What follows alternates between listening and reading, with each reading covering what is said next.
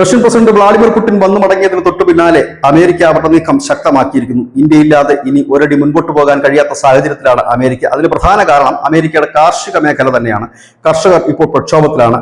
അവരുടെ ഈ ചോളവും സോയാബീനും ഒക്കെ ഏറ്റവും കൂടുതൽ വാങ്ങിക്കൊണ്ടിരുന്ന രാജ്യം ചൈനയാണ്. ചൈന ഇപ്പോൾ അത് നിർത്തിവെച്ചിരിക്കുകയാണ്. അതായത് ഇറക്കുമതി ചെയ്യാൻ കഴിയാത്ത സാഹചര്യം.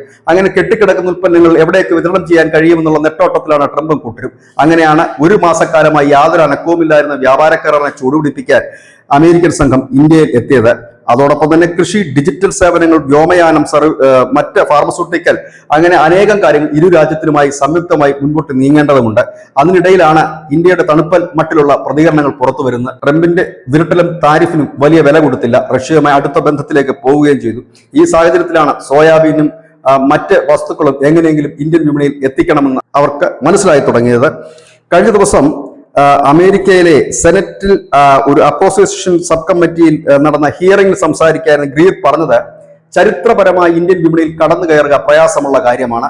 ചരിത്രപരമായി അവരെ തകർക്കുകയും പ്രയാസമുള്ള കാര്യമാണ്. അതിനാൽ തന്നെ ഇരുകൂട്ടർക്കും ഗുണകരമായ ഒരു കരാറിൽ എത്തപ്പെടുക എന്നുള്ളതാണ് തങ്ങളുടെ ഇപ്പോൾ നടക്കുന്ന ചർച്ചകളുടെ പ്രധാന ലക്ഷ്യം.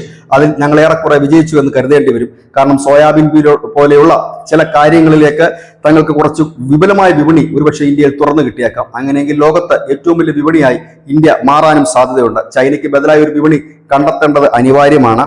ഒപ്പം തന്നെ അവിടെ ഇന്ത്യയിൽ ചില വിളകൾക്ക് ഉപരോധമുണ്ട്. അതായത് മറ്റു രാജ്യങ്ങളിൽ നിന്ന് ഇവിടെ ഇറക്കുമതി ചെയ്യുന്നതിന് നിരോധനമുള്ളതുകൊണ്ട് അത്തരം കാര്യങ്ങളെക്കുറിച്ച് തൽക്കാലം ചിന്തിക്കുന്നില്ല. പകരം സോയാബീൻ അടക്കമുള്ളവയ്ക്ക് കൂടുതൽ വിപണി ഇവിടെ തുറന്നു കിട്ടാനുള്ള ചർച്ചകളാണ് ഇപ്പോൾ ആശാവഹമായി പുരോഗമിക്കുന്നതെന്ന് പറയുന്നു.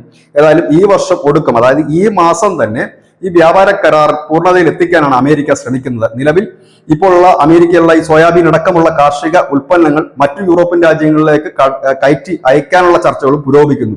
പക്ഷേ ഇവിടം കൊണ്ടൊന്നും അത് തീരില്ല. കാരണം ചൈന പോലെ വലിയൊരു വിപണി ഇപ്പോൾ നിലവിൽ ഇല്ല. അപ്പോൾ അതിനു പകരം വലിയ വിപണികൾ കണ്ടെത്തുന്നതിന്റെ ഭാഗമായിട്ടാണ് ഓടിപ്പടച്ച് ഇപ്പോൾ ഇന്ത്യയിലെത്തിയിരിക്കുന്നത്, ചർച്ച പുരോഗമിക്കുന്നത്. ഏതായാലും ഇതിന്റെ ഫലം എന്തെന്നറിയാൻ അധിക ദിവസം കാത്തിരിക്കേണ്ടി വരില്ല. News desk.